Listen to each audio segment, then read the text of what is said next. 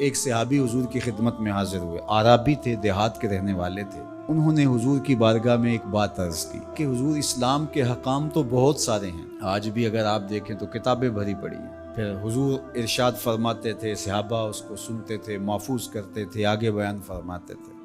ان کا بہت سارے احکام ہیں اسلام کے، میں ایک دیہاتی شخص ہوں، مجھے کوئی ایک بات ارشاد کر دیجئے جو میرے لیے کافی ہو۔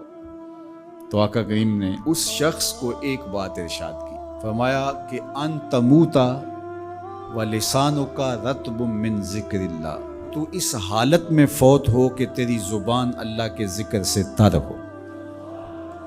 100 باتوں کی ایک بات ارشاد فرما دی، ان تموتا ولسانک رطب من ذکر اللہ، تو اس حالت میں انتقال کرے کہ تیری زبان اللہ کے ذکر سے تر ہو۔ میں اور آپ اپنی زندگی اس طرح سے گزاریں کہ موت اچانک آئے یا طبی موت آئے، جس حالت میں بھی ہمیں موت آئے تو ہماری زبان عادی ہو اللہ کے ذکر کی، ادھر سے سانس ٹوٹ رہی ہو اور ادھر لبوں پر اللہ کا نام جاری۔ جس شخص کا آخری کلمہ لا الہ الا اللہ ہوا، اللہ اس کو جنت میں داخل فرماتا ہے۔ اور کتنے خوش نصیب لوگ ہوتے ہیں کہ مرتے ہوئے جن کے لبوں پر اللہ کا باقاعدہ نام آتا ہے، اللہ کا ذکر ان کے لبوں کا وظیفہ ہوتا ہے۔ اور کچھ لوگ ان کو تلقین بھی کریں تو زبان پہ اللہ کا نام نہیں آ پاتا۔ اور ان میں سے ایک وہ شخص جو شراب کا عادی ہے یا کسی بھی نشہ آور چیز کو لیتا ہے، تو ایسے شخص کو مرتے ہوئے کلمہ نصیب نہیں ہوتا۔ جو اس کو دنیا کے اوپر سزائیں دی جاتی ہیں، ان سزاؤں میں سے ایک سزا یہ ہے کہ مرتے ہوئے اس کے لبوں پہ کلمہ نہیں آتا۔ اور علماء نے یہ بھی لکھا ہے کہ جو بے نماز ہے، نماز نہیں پڑھتا، مرتے ہوئے اس کے لبوں پہ بھی کلمہ جاری نہیں ہوتا۔ اللہ اکبر۔ تو ایک جامع بات ارشاد کر دی کہ ان تموتا ولسانک رطب من ذکر اللہ، تو اس حالت میں فوت ہو کہ تیری زبان اللہ کے ذکر سے تر ہو۔ قرآن مجید میں ہمیں اللہ تعالیٰ نے یہ بھی حکم دیا ہے کہ مجھے یاد کرو، اور یہ بھی حکم دیا ہے کہ مجھے فراموش نہ کرو۔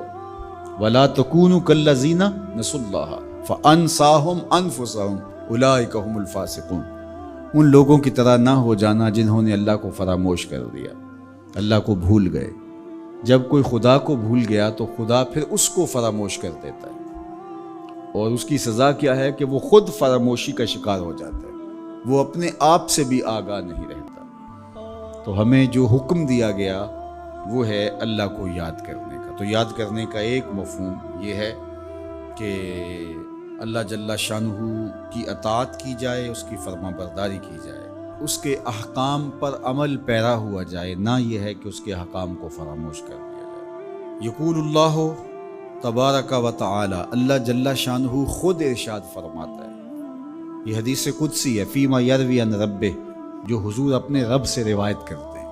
اللہ جل شانہ کیا ارشاد فرماتا ہے، سنیے، انا عند ظن عبدی بی، میرا بندہ میرے بارے جو گمان کرتا ہے میں ایسے ہی معاملہ کرتا ہوں، یعنی بندے کو میرے سے جو گمان ہے تو میں اس کے مطابق معاملت فرماتا ہوں۔ وَأَنَا مَعَهُ إِذَا ذَكَرَنِي، اور جب وہ مجھے یاد کرتا ہے میں اس کے ساتھ ہی ہوتا ہوں۔ جب میرا بندہ مجھے یاد کرتا ہے تو میں اس کے ساتھ ہوتا ہوں۔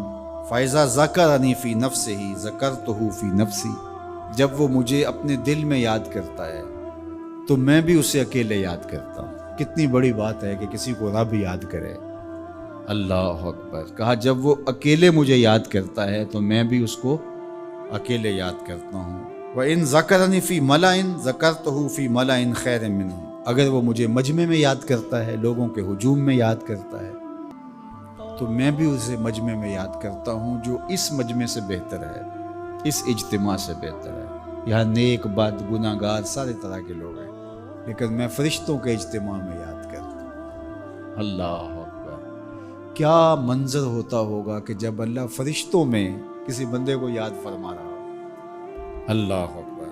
اور ایک حدیث میں جو ہے وہ اس کے پھر آگے لفظ جو ہے یہ ہے، میرا بندہ میری طرف اگر ایک بالشت چل کے آتا ہے تو میں ایک ذرا آتا ہوں، اور میرا بندہ میری طرف اگر ایک قدم آتا ہے 70 قدم آتا ہوں، اور اگر میرا بندہ میری طرف چل کر آتا ہے اتیت ہو ہر والا، میری رحمتیں دوڑ کے استقبال کرتی۔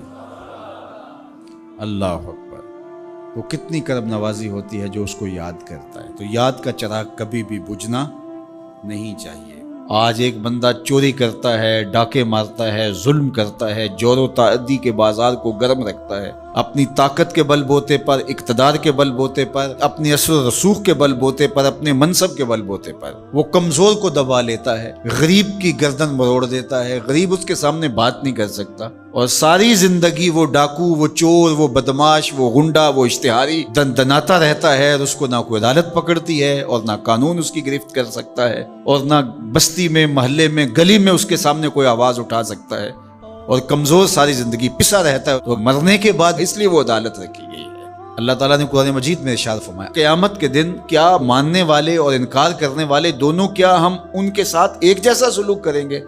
ما لکم کیف تحکمون، یہ تم کہاں سے فیصلہ لائے ہو؟ یہ بات تم نے کہاں سے گھڑ لی ہے؟ مرور زمانہ کے ساتھ جو مسلسل مشق ہوتی ہے تمہاری اس دنیا کے اندر، اس سے تم سمجھتے ہو کہ ایسا ہوگا، لیکن ایسا ہوگا نہیں۔ وہ ایک الگ نظام ہے، اور اس نظام میں آپ کو ایک ایک چیز اللہ کے حضور لے کے پیش ہونا ہوگا۔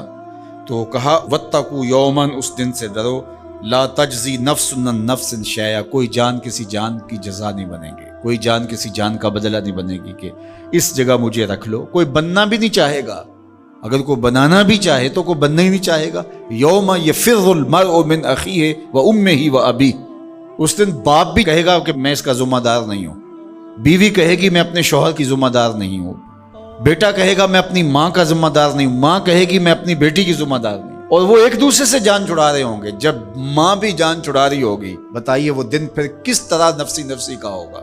آج کی تاریخ میں سارے لوگ میدان چھوڑ کے بھاگ جائیں، لیکن ماں جو ہے وہ جلتی ہوئی آگ میں بھی کود جاتی ہے اپنی اولاد کے لیے، لیکن وہ دن اتنا سخت ہوگا کہ ماں بھی چھوڑ دے گی، ماں بھی کہے گی یہ اس سے پوچھو، میں اس کی ذمہ دار نہیں ہوں۔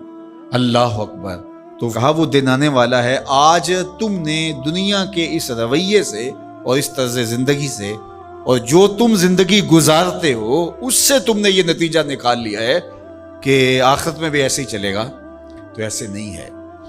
اور اگر آپ ناراض نہ ہوں، بعض اوقات خوش آمدی مریدین پیروں کو اس قدر کہتے ہیں کہ آپ تو بخشے ہوئے ہیں، آپ تو کامل ہیں، اور آپ تو پہنچے ہوئے ہیں، اور وہ سن سن کے بچپن سے جب آنکھ کھولتا ہے وہ شہزادہ آغوش مادر سے جب نکل کے وہ خانقاہ کے ماحول میں آتا ہے تو وہ یہی سنتا ہے کہ یہ کوئی الگ مخلوق ہے، تو آہستہ آہستہ اس کی طبع کے اندر بھی یہ راسخ ہو جاتا ہے کہ مجھے تو کوئی پرسش نہیں ہوگی، میں تو شریعت سے، قانون سے، اخلاقیات سے مبرہ ہوں۔ ہم نے دیکھا ہے کہ پیروں کے بیٹے بالکل نوخیز بچے بوڑھے سفید داڑھیوں والوں کی تذلیل کر رہے ہوتے ہیں اور ان کو غلاموں کی طرح سمجھ رہے ہوتے ہیں۔ ان کا خیال ہے کہ ہم ان کے اوپر جو ہے وہ کوئی حاکم بن کے آئیں۔ یہی سیاستدانوں کا حال ہے، یہی باقی طبقات کا حال ہے۔ تو وہ ماحول ایسا ان کو دیا جاتا ہے، اور وہ پھر آہستہ آہستہ یہ سمجھتے ہیں کہ ہم تو بخشے ہوئے ہیں، اور ایسا ہوتا ہے کہ وہ بیچارے دعا سے بھی محروم ہو جاتے ہیں۔ میں نے دیکھا ہے کہ جب لوگ فوت ہوتے ہیں تو بالخصوص جو اس طرح کا ماحول ہوتا ہے وہاں، تو وہاں پیر صاحب کے لیے مغفرت کی دعا نہیں کی جاتی، ان کے وسیلے سے اپنے لیے دعا کی جاتی ہے۔ تو یار کیسی محرومی ہے کہ جو دعائیں مغفرت کی، غفران کی، باوجود کے پیغمبروں کے دامن پہ کوئی گناہ کا دبا اور داغ نہیں تھا، لیکن اللہ سے وہ استغفار بھی طلب کرتے رہے اور اپنے لیے غفران و رحمت کی دعائیں بھی مانگتے رہے۔ اصحاب پیغمبر، اولاد رسول سب یہ کچھ کرتے رہے۔ لیکن آج جو ہے وہ مجھے اچھی طرح یاد ہے کہ ایک دفعہ ہم کہیں فاتحہ پڑھنے گئے، بہت پرانی بات بھی نہیں ہے، کوئی 10 سال پرانی بات ہوگی، تو وہ جو صاحب فوت ہوئے تھے تو میں نے غفران و مغفرت کا کوئی لفظ کیا تو میری طرف بڑی تیکھی نظروں سے لوگ لکھنے لگے کہ یعنی کیا آپ ان کے لیے مغفرت کی دعا کریں گے؟ یعنی یہ تو بخشے ہوئے ہیں۔ میں اور آپ کسی کے لیے گمان کر سکتے ہیں، دعا دے سکتے ہیں، لیکن قطعاً کہنا ہمارے لیے یہ مشکل ہے۔ تو پھر کیا کریں گے؟ ہم دعا مانگیں گے۔ نیک سے نیک پارسا شخص بھی ہو، ہمیں یہ بتایا گیا کہ اس کی خوبیوں کو بیان کرو، اس کی اچھائیوں کو بیان کرو، اس کے اچھے اعمال کا ذکر کرو، اور اس کے بارے حسن ظن رکھو۔ لیکن اس کی مغفرت کے لیے دعا کر.